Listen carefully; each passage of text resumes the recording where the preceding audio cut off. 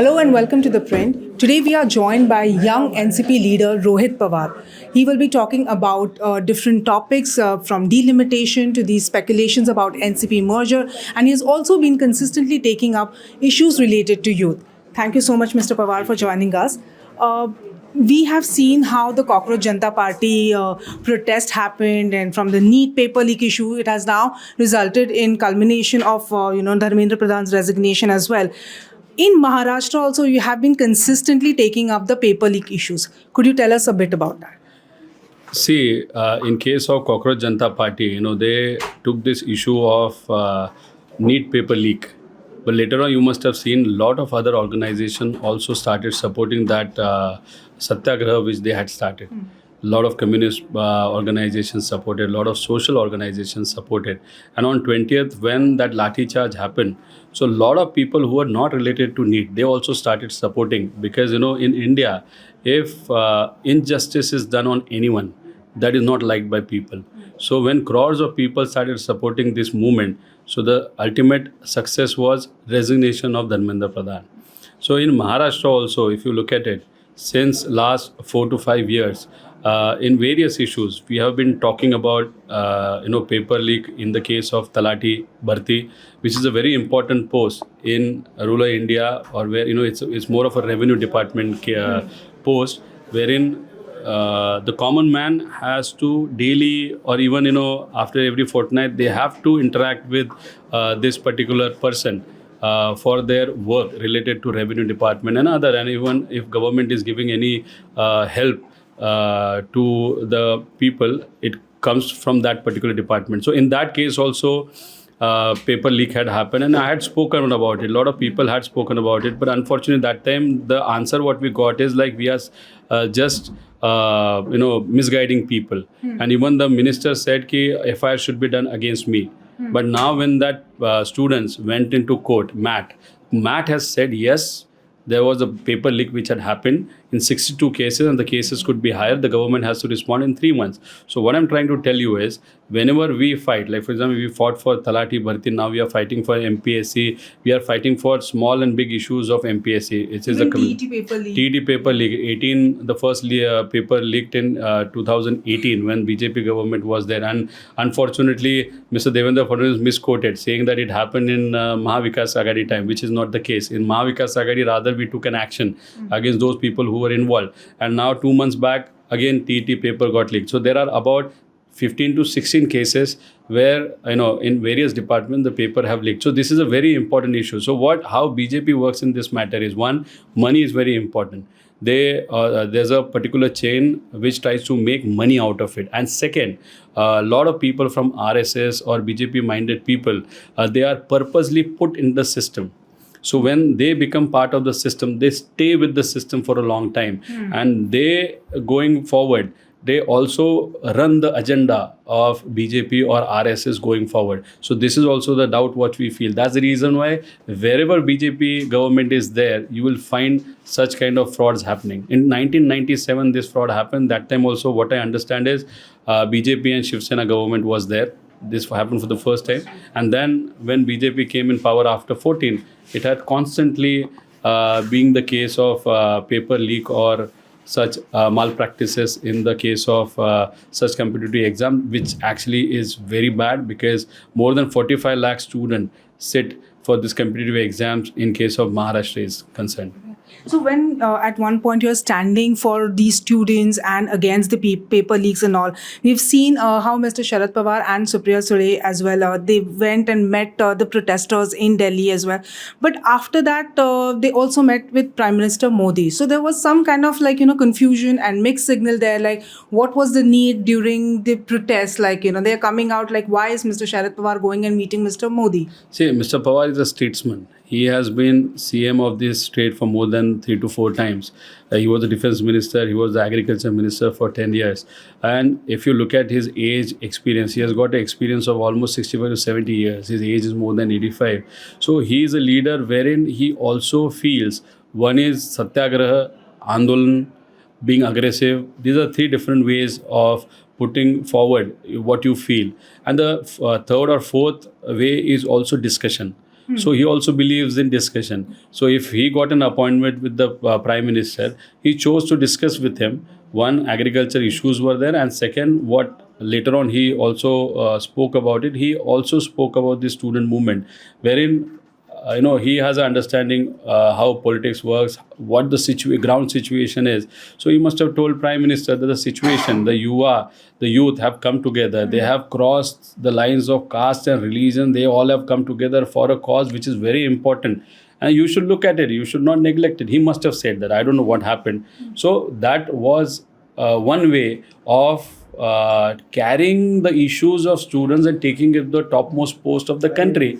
And later on, if you must have seen, because of the pressure of the students, pressure of all these different bodies, Cockroach Janata Party and all the other agencies which were involved in this particular, and plus a lot of other discussion with Rahul Gandhi ji also playing a very good and important role, being a leader of opposition. So all this resulted into Mr. Pradhan going home. Right.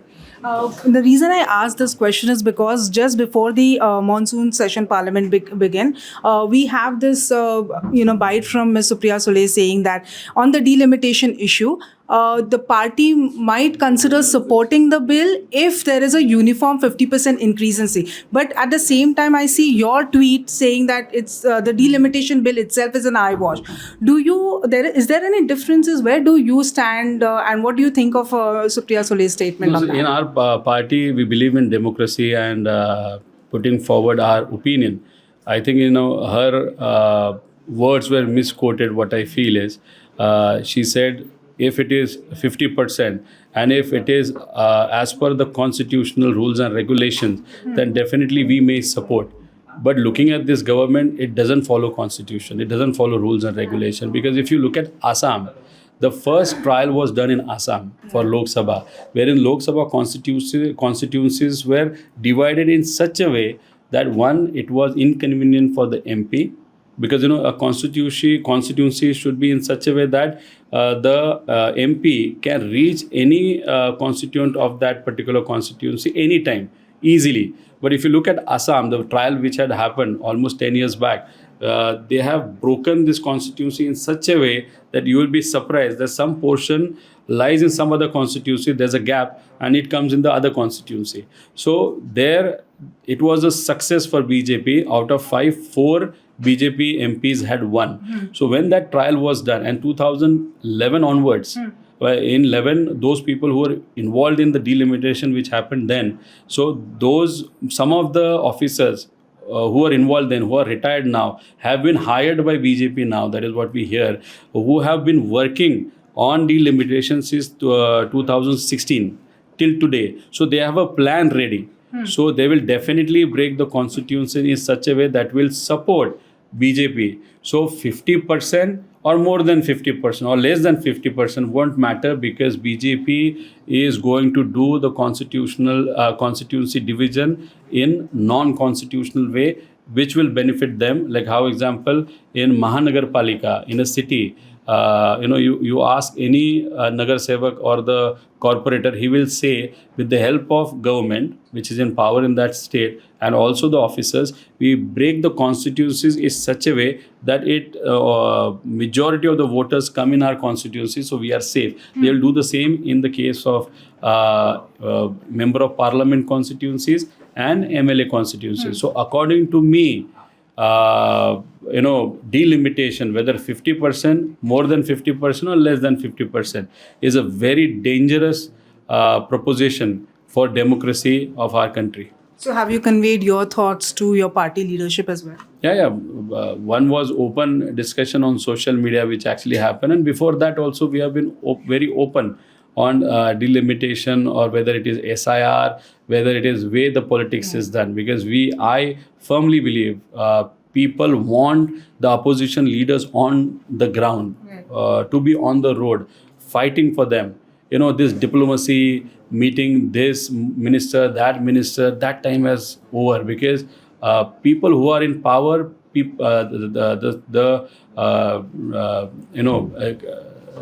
people in our state, they don't believe the people who are in power. the ministers who are in power.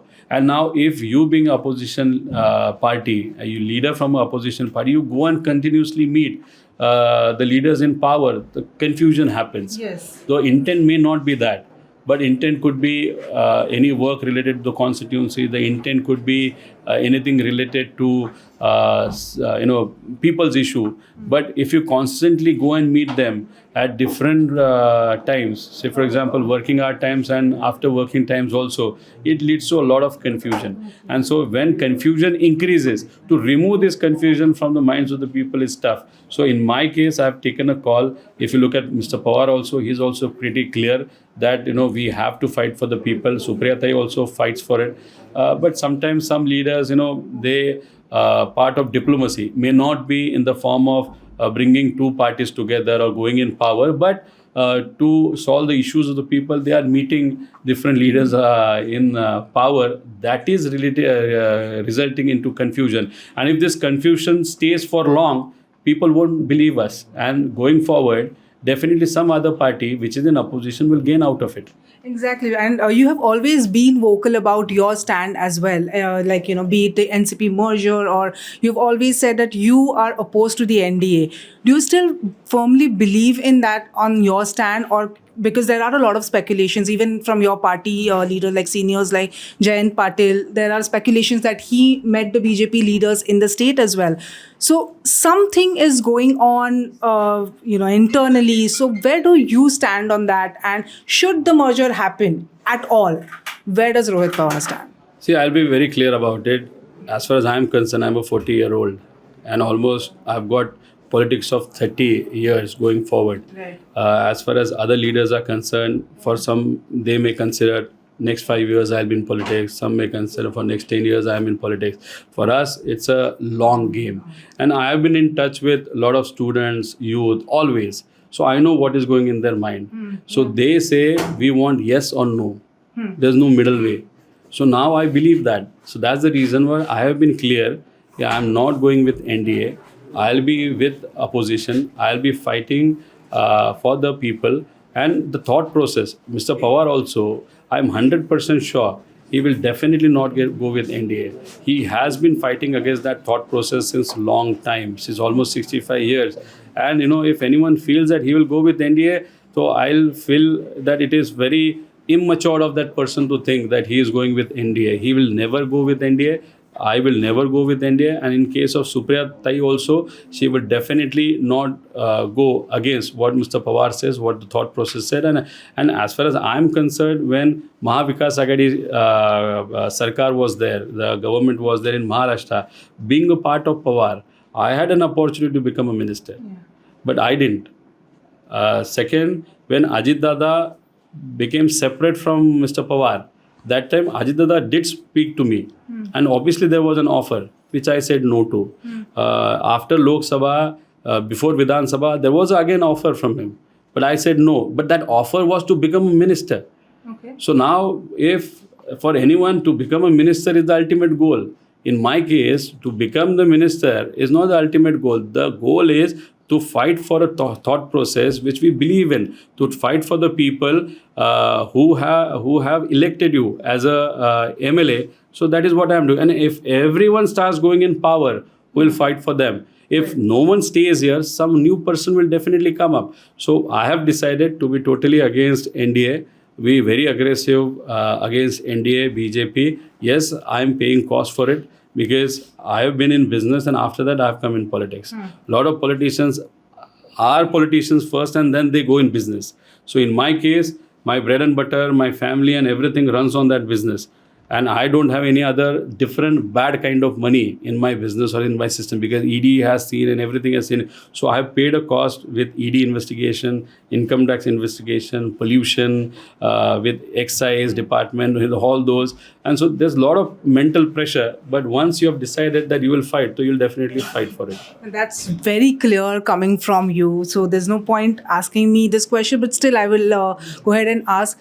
If at all, like some leaders from your party decide that, okay, now it's time, we need to go into NDA. Do you really think that there will be still, like, be it Ms. Supriya Sule or Sharad Pawar, they will definitely not go, and you guys will still remain in the opposition, the Pawar family? Hypothetically, if you look at it, Pawar Saab, Supriya and I definitely won't go with NDA, and a lot of other MLAs also who are with us. But still, hypothetically, if you have to think, some of the leaders think to go with NDA. So, we won't be there to say even bye. We will immediately go to people, talk to people, and build our organization again. And now, if you look at the NDA, they have so many leaders with them.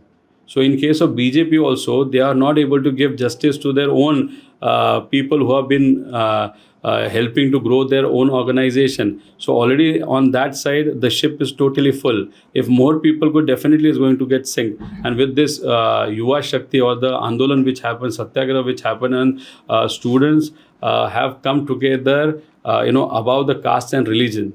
They have come together as Indians. So this movement is very much important. And looking at this movement, you see the social media of a lot of leaders who are in opposition. Initially, they were very quiet about a lot of issues. Now, slowly, with this movement of people or youth, which is going against the government, they have started speaking against the government, which is actually a positive sign. So what I feel is the youth movement has also resulted in bringing some energy and some non-fearless in opposition leaders. Like, for example, there are very good leaders like Rahul Gandhi ji is there, Pawar Saab is there, all those who are fighting, genuinely fighting. SP Akhilesh Yadav ji is there. They are genuinely fighting, but there were leaders who are on the fence.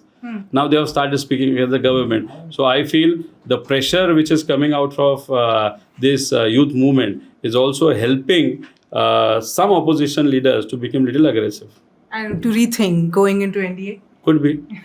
And my final question to you, it's been more than 6 months since Ajit Pawar's demise, and you have, raised questions about the way, about his death. Where is that investigation from your end? Like, is there any cooperation from the government? Where is this leading to? No, there's no cooperation from the government. One, the FIR which we filed with the help of Congress government in this Karnataka, but not Congress government, because no leader there knew that I have come there. I had gone to a police station there and requested for a zero FIR. Then they immediately agreed. It go to the lower court. Lower court approved it, and then the DGP there sent it to the DGP in Maharashtra. But that FIR has not been accepted yet. Now, the party of Ajit Dada, which is in power, had requested Chief Minister of this state to please send this issue to CBI. They also gave a reminder, but nothing has happened in that case. Whenever we go to CID, which actually is doing the criminal investigation, they say, let the technical report of AIB come.